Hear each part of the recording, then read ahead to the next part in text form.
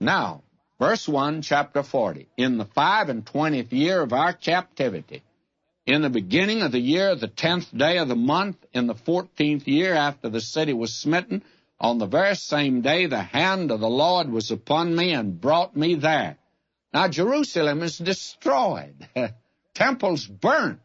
Yet this man Ezekiel is shown now the temple that will be there in the kingdom. Verse 2, in the visions of God brought he me into the land of Israel, and set me upon a very high mountain, on which was a structure like a city on the south. And he brought me there, and behold, there was a man whose appearance was like the appearance of bronze, with a line of flax in his hand, and a measuring reed, and he stood in the gate. Now, every time that you find a man with a measuring rod, generally an angel, and that's who it is here, it means God is getting ready to move again in dealing with his earthly people here upon this earth. That seems to be the significance of it. You have it in the book of Revelation, and we're going to find it again as we move on into the minor prophets. Now, I think that's the meaning of it. Now, we're told here in verse 4, chapter 40, and the man said unto me, Son of man, behold with thine eyes, and hear with thine ears. Set thine heart upon all that I'll show thee, for to the intent that I might show them unto thee art thou brought here. Declare all that thou seest to the house of Israel. Now, he was brought, I think, literally to Jerusalem, and he was shown the vision of the millennial temple that's going to be there in the future. Now, this vision of the millennial temple begins here with verse 5, and you have here a great deal of detailed information. Now, I'm not interested, very candidly, in going into that. I will read verse 5. And behold, a wall on the outside of the house round about, and in the man's hand a measuring reed of 6 cubits long by the cubit of a handbreadth. So he measured the breadth of the building 1 reed, and the height 1 reed. Now, we have here the millennial temple, and apparently its environs are given to us, and it will probably be a thing of great beauty. Now, here in these 2 chapters, we have the detail of it given. Here is something that's quite interesting. He begins now to even give directions. Verse 35 of this chapter, he brought me to the north gate and measured it according to these measures. Verse 39, and in the porch of the gate were 2 tables on this side and 2 tables on that side, on which to slay the burnt offering and the sin offering and the trespass offering.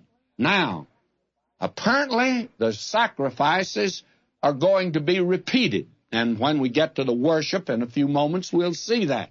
But now we see here they will have the sacrifice. Verse 41, 4 tables were on this side and 4 tables on that side by the side of the gate, 8 tables upon which they slew their sacrifices. Now, there are going to be sacrifices in the millennium. Well, we'll have a word to say about that in just a moment. Now, they're not only going to have sacrifices, they're going to have music in the temple, singers. Verse 44, and outside the inner gate were the chambers of the singers in the inner court, which was at the side of the north gate, and their prospect was toward the south, one at the side of the east gate having the prospect toward the north. Now, he goes on mentioning again, and the altar that was before the house, verse 47. So that our attention is called again and again here to the fact that there is going to be an altar for sacrifice. Now, I may be wrong in this, but in the Holy City Hotel in Jerusalem, over on the Israel side primarily, not in the old city, they have there more or less of a miniature of the city. It's actually bigger than what we think of as a table model.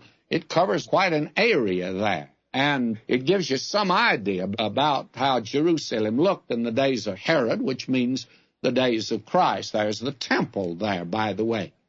Now, the thing that interests me about that temple is, best I can tell, and I have slides of it, and I have put them on the screen and look, I see no altar for sacrifice. They have left that out. A little embarrassed by it, by the way. The Orthodox Jews are a little embarrassed, and of course the liberal Jew would want to get rid of it altogether. But here in the Millennial Temple, at this particular place, we find here the altar, and that's for sacrifice. Now, leave that for a moment. I'll come back to it. Chapter 41, verse 1. Afterward, he brought me to the temple and measured the posts, 6 cubits, and so on. And then we have something else here, very important for us to see, that as we're beginning to look at the temple, we recognize now that the thing that was absent, apparently in the last days of the Temple of Solomon, was the Shekinah glory, the presence of God. And we find when we get to chapter 43 that the glory returns to the temple. Now, when you get over here for the temple worship, why, the one that they're to worship now is in the temple. And I think it'll probably be none other than the Lord Jesus